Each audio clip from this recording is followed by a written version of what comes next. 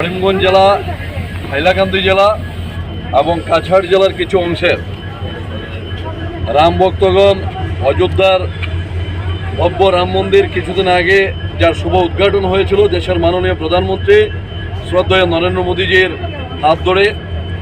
আর সেই শুভ উদ্ঘাটন পর্ব সম্পন্ন হওয়ার পর দেশের প্রত্যেক প্রান্ত থেকে কাতারে কাতারে মানুষ যাচ্ছেন এই রাম মন্দির দর্শন করার জন্য, রামলালার আশীর্বাদ ধন্য হওয়ার জন্য।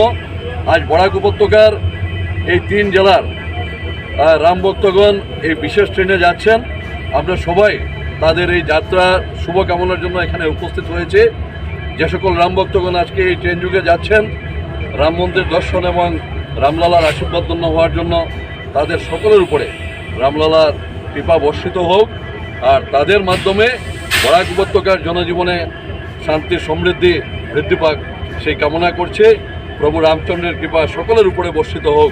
আজকের এই ঐতিহাসিক মুহূর্ত, এই মুহূর্তের আমরা সবাই সংযোগ হতে পেরে, আমরা সবাই এই মুহূর্তের সাক্ষী হতে পেরে নিজেদেরকেও ধন্য মনে করছি। জয় শ্রীরাম। জয় শ্রীরাম।